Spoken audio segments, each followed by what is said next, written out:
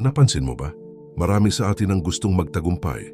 Gusto nating baguhin ang takbo ng buhay, makamit ang respeto ng iba, o maramdaman na may saysay ang ating ginagawa. Pero may mas malalim na tanong na madalas nating nalilimutan. Paano mo mapapangunahan ang mundo kung sarili mo mismo hindi mo mapatahimik? Ang tunay na laban ay hindi sa labas, kundi sa loob.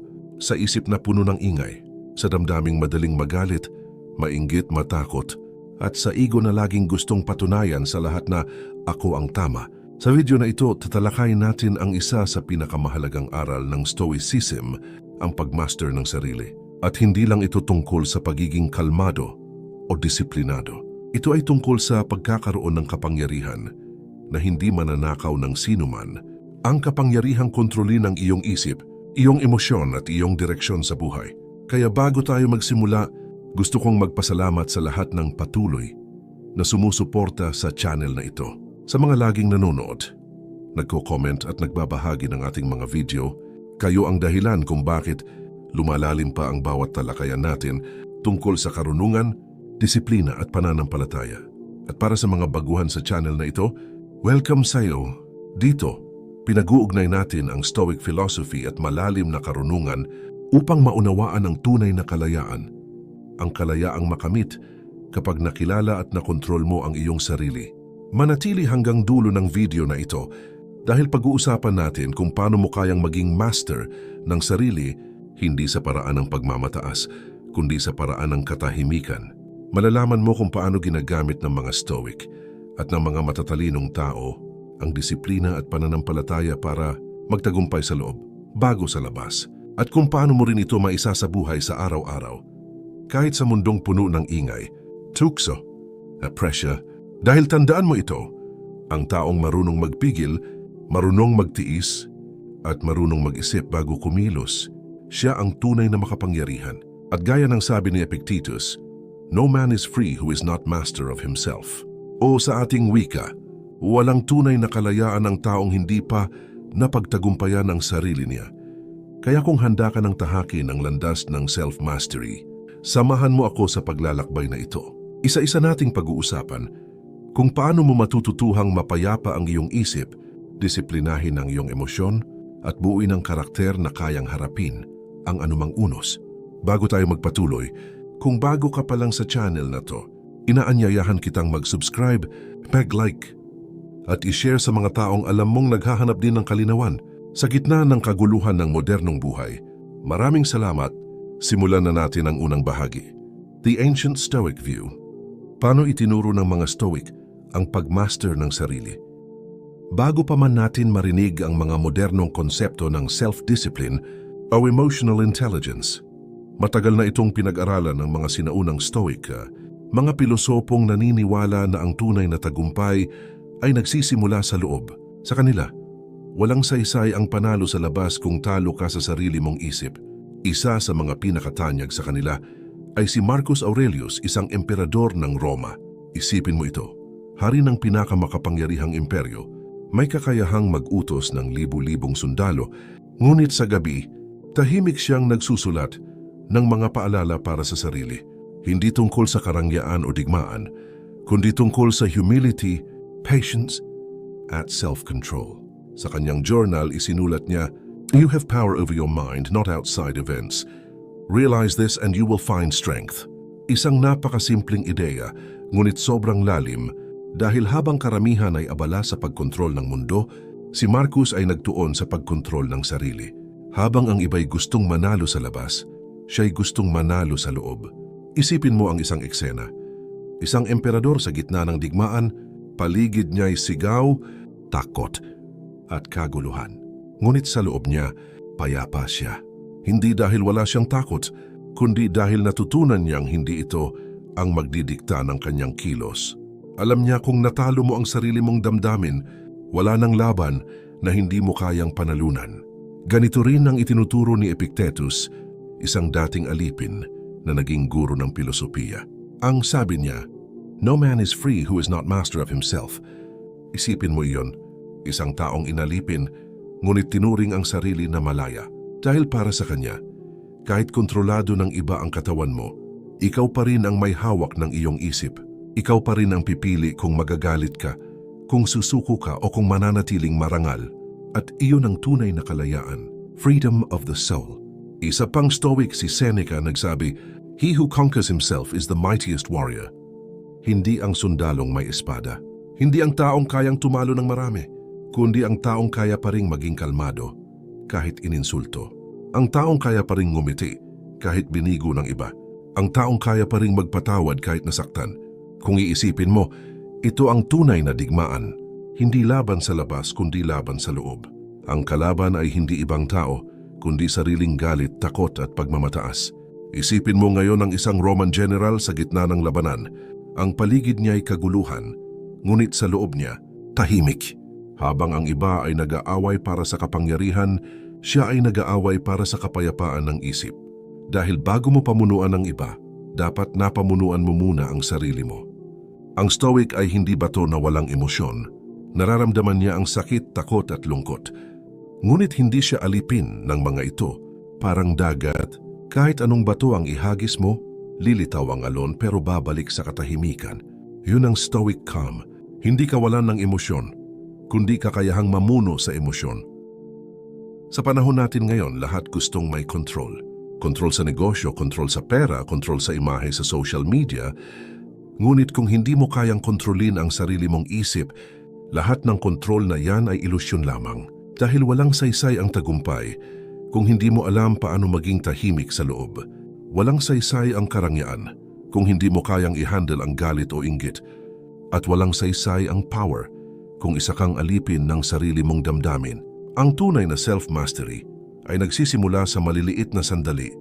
Kapag natutunan mong huminga bago magdesisyon, kapag pinili mong makinig bago sumagot, kapag marunong kang magpigil kahit may dahilan kang sumigaw, doon mo mararamdaman ang lakas na hindi kailangang ipakita, inner power.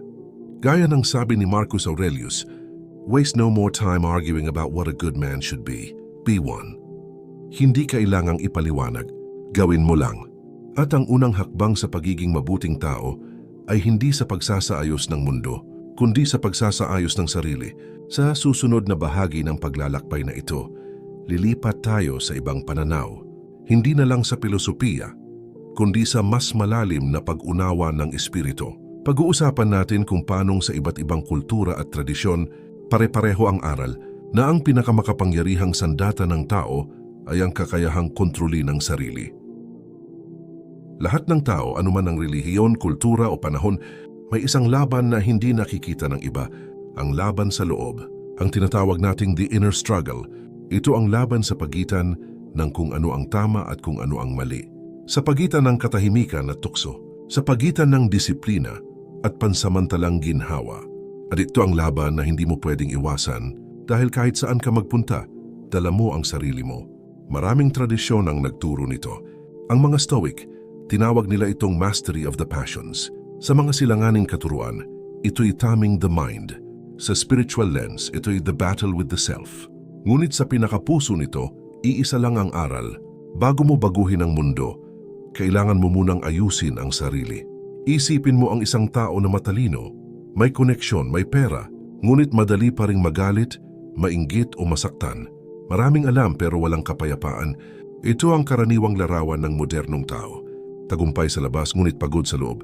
Hindi dahil kulang siya sa kakayahan, kundi dahil hindi pa niya napapanalo ang laban sa sarili. Ang inner struggle ay hindi dramatikong eksena sa pelikula. Tahimik lang siya. Nangyayari ito tuwing pipiliin mong manahimik kaysa sumigaw.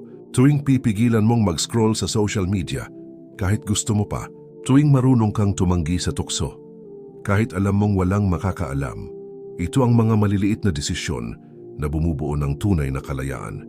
Isang matandang guro minsan ang nagsabi, ang pinakamalaking tagumpay ay hindi sa pagtalon sa bundok, kundi sa pagtayo kapag natalo ng sarili.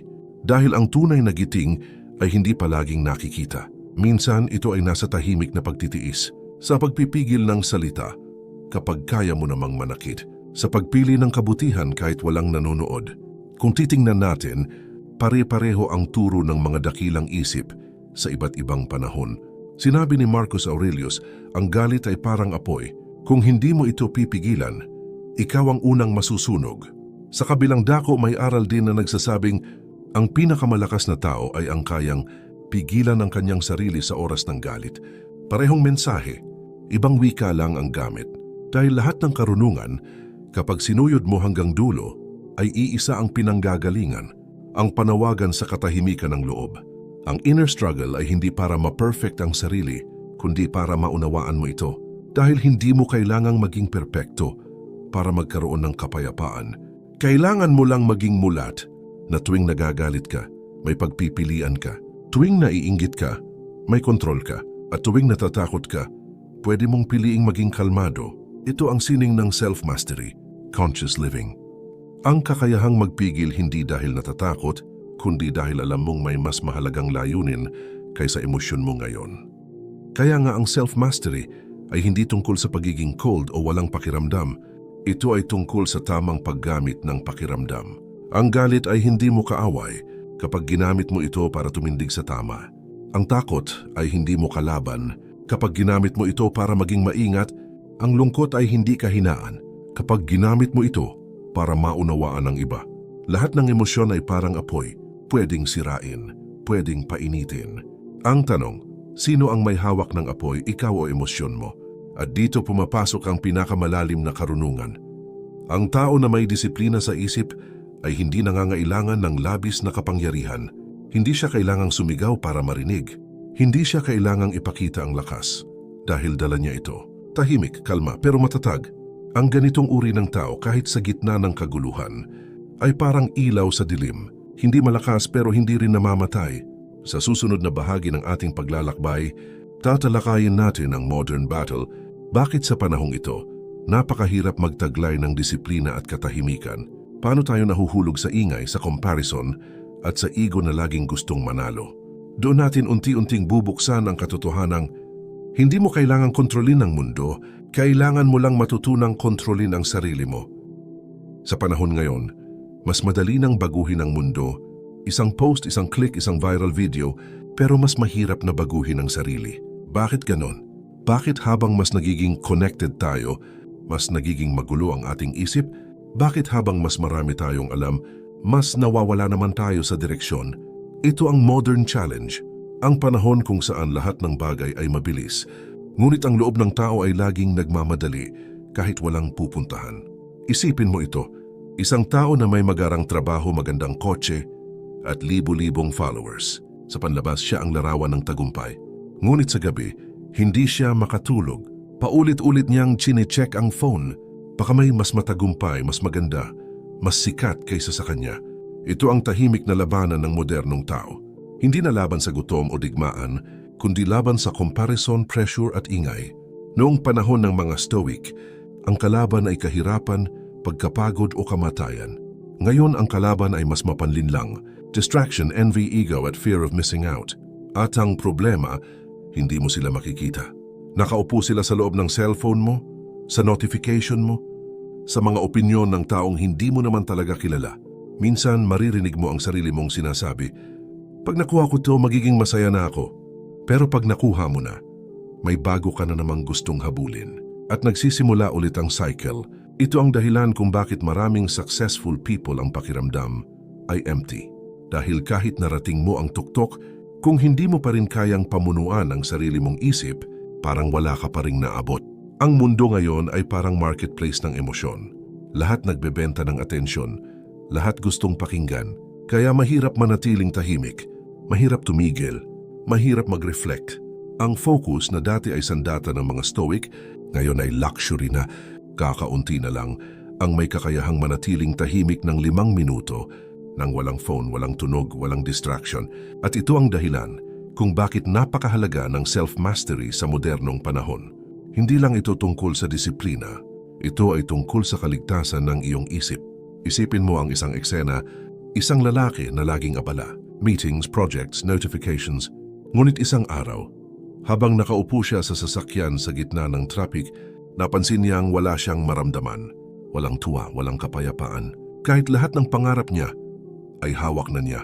Tahimik siyang napatingin sa rearview mirror. At sa unang pagkakataon, nakita niya ang pagod sa sarili niyang mata. Hindi siya pagod sa trabaho. Pagod siya sa ingay ng expectations, sa ingay ng comparison, sa ingay ng kailangan kong maging higit. Kung tutuusin, hindi naman masama ang ambisyon. Pero kapag ang ambisyon ay naging kapalit ng katahimikan, doon nagsisimula ang pagkaligaw. Kaya't kung tatanungin mo, ano ba ang ibig sabihin ng master yourself before you try to master the world sa panahong ito? Ang sagot, alamin kung kailan tatakbo at kung kailan titigil. Alamin kung kailan magsalita at kung kailan makinig. Alamin kung kailan kikilos at kung kailan mananahimik dahil hindi mo kailangang makipagkompetensya sa bawat ingay. Kailangan mo lang manatiling buo sa gitna nito. Ang mga Stoic noon ay may disiplina sa katawan at isip. Ngayon kailangan nating matutong magkaroon ng disiplina sa atensyon. Kung saan mo inilalagay ang iyong focus, doon mo inilalagay ang iyong kaluluwa. Kaya tanungin mo ang sarili mo, sino ang may control sa isip mo? Ikaw ba o ang algorithm? Ikaw ba ang pumipili kung ano ang papasukin sa isip mo? O hinahayaan mong iba ang magdikta kung ano ang mahalaga sa iyo? Dito nagsisimula ang panibagong Stoicism ng modernong panahon, hindi na sa loob ng mga palasyo o templo, kundi sa tahimik mong pakikibaka sa bawat notification, sa pagpili mong magpahinga kahit may natitirang trabaho, sa kakayahan mong manatiling payapa kahit may gulo sa paligid. Iyan ang tunay na self-mastery sa modern age. Hindi ito perpekto, pero ito ang kailangan para manatiling tao sa mundong pilit kang ginagawang makina. Sa susunod na bahagi ng ating paglalakbay, tatalakayin natin ang layers of self-mastery. Paano mo unti-unting mapapanday ang sarili, mula sa paghawak ng emosyon hanggang sa disiplina ng isip at ego. Isa ito ang praktikal na bahagi kung saan ang karunungan ng Stoic at ang karanasan ng modernong tao ay nagtatagpo. Kapag naririnig natin ang salitang mastery, madalas iniisip natin ay kapangyarihan, tagumpay o kontrol sa labas. Ngunit ayon sa mga Stoic, ang pinakamahirap at pinakamarangal na labanan ay ang laban sa loob. Ang laban sa sariling emosyon, ugali, isip at ego. Ang pagmaster sa sarili ay parang pag-akyat sa bundok. May 4 na baitang, 4 na layer. Bawat layer ay may sariling hamon at bawat hakbang pataas ay nagdadala sa atin sa mas tahimik, mas matatag na bersyon ng ating pagkatao. Number 1. Master your emotions. Anger, envy, pride. Ang unang layer ay emosyon. Lahat tayo ay may galit, inggit at pride. At ang mga ito ang madalas sumisira sa kapayapaan natin. Sabi ni Marcus Aurelius, if someone can provoke you, realize that your mind is complicit in the provocation. Isipin mo ito. May taong nang insulto sa iyo. Ang insulto ay parang bato. Hindi ito makakasakit hanggat hindi mo ito pinulot. Ngunit kapag pinili mong bitbitin ito, ikaw ang masasaktan. Storyline, isang empleyado ang madalas pagalitan ng boss niya. Araw-araw, dala niya ang galit hanggang sa bahay. Hanggang isang araw, napagtanto niyang walang saysay ang pag-uulit ng sakit sa isip. Sinimulan niyang obserbahan ang reaksyon niya, imbes na agad sumagot.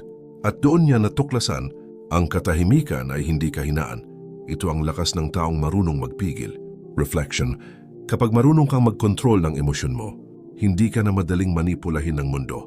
Ang tao na hindi nagagalit ng madali ay hindi madaling matalo. Practical steps. Huminga bago sumagot. Isulat sa journal ang nararamdaman, hindi agad sabihin. I-reframe ang sitwasyon. Ano ang pwedeng matutunan ko rito? Ang emosyon ay parang alon. Huwag mong labanan.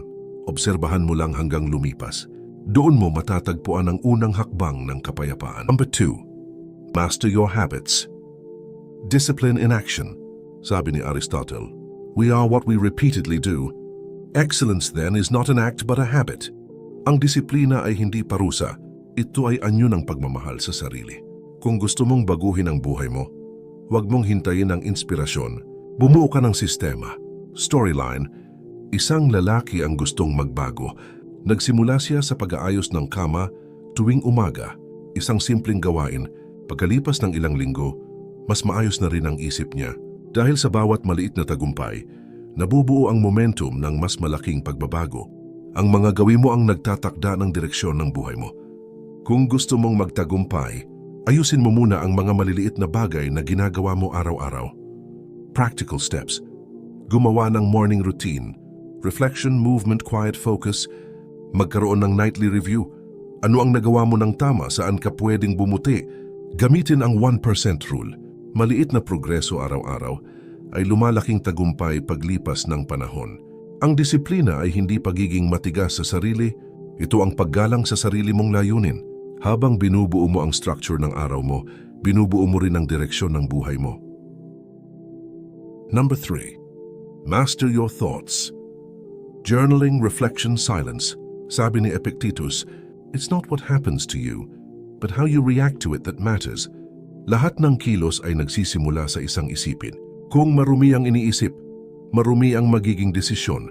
Kung malinaw ang isip, malinaw din ang kilos. Ang Stoic journaling ay hindi diary ng drama kundi salamin ng kamalayan. Sa pagsusulat, nakikita mo kung saan ka nagkakamali at kung saan ka lumalago. Storyline, isang babae ang araw-araw na sinusulat ang 3 tanong. Una, ano ang natutunan ko ngayon? Pangalawa, saan ako nagkulang? Pangatlo, saan ako nagpapasalamat? Pagkalipas ng 3 buwan, mas kalmado na siya, mas malinaw magdesisyon. Hindi dahil naging perfecto siya, kundi dahil nakilala niya ang sarili niya. Insight. Ang journaling at pag-iisip sa katahimikan ay parang paglilinis ng bintana ng kaluluwa. Hindi mo mababago ang isip na maingay, kaya kailangan mo ng sandaling katahimikan araw-araw. Practical steps. Maglaan ng 10 minuto sa umaga o gabi para magsulat. Magsanay ng mental silence kahit ilang minuto. Walang music, walang cellphone. Tanungin ang sarili, ano ang iniisip ko ngayon at bakit? Reflection. Kapag natutunan mong pagmasdan ang sarili mong pag-iisip, hindi ka na basta-basta nadadala ng emosyon, magiging kapitan ka ng sariling isipan, hindi pasahero ng mga alon nito. Number 4. Master your ego. Humility and awareness. Ito ang pinakamataas at pinakamahirap na layer ng self-mastery, ang pagmaster ng ego. Ang ego ay hindi laging masama. Ito ang bahagi ng ating pagkatao na gustong magtagumpay, mapansin at maramdaman na mahalaga. Ngunit kapag sobra, ito ang nagiging dahilan ng pagkasira. Sabi ni Ryan Holiday, ego is the enemy. At sabi ni Marcus Aurelius, remember you are but a soul carrying a corpse. Malalim pero totoo. Ang lahat ng yaman, titulo o tagumpay ay pansamantala lamang. Kapag masyado kang nakakapit sa ako, nawawala ang koneksyon mo sa kabuuan ng buhay. Storyline, isang matagumpay na entrepreneur ang biglang bumagsak ang negosyo. Dati puno ng yabang, ngayon ay puno ng takot. Ngunit sa katahimikan ng kanyang pagbagsak, doon niya nahanap ang tunay na halaga, ang kapayapaang hindi nakadepende sa resulta. Ang tunay na tagumpay ay kapag kaya mong maging mapagpakumbaba kahit ikaw ay nasa itaas at manatiling buo kahit ikaw ay bumagsak. Practical steps. Paalalahanan ng sarili, ako ay estudyante pa rin ng buhay. Makinig ng higit sa magsalita, ipagpasalamat ang bawat bagay kahit maliit. Huwag ikumpara ang sarili, bawat isa ay may sariling oras at takbo. Kapag na-master mo ang ego mo, nagiging payapa ang isip mo. Hindi ka na nag-aaksaya ng enerhiya sa paghahambing, sa pagpapakita o sa pag-angat ng sarili. Ang kapangyarihan mo ay nagmumula na sa loob, tahimik, matatag at totoo. Ang pagmaster sa sarili ay hindi isang mabilis na biyahe, kundi panghabang buhay na paglalakbay. Sa bawat layer, emosyon, gawi, isip at ego, natutuklasan mo ang bagong antas ng kalayaan. Kalayaan mula sa galit, katamaran, takot at pagmamataas. Kung kaya mong pamunuan ang sarili mo, wala nang sitwasyong hindi mo kakayanin.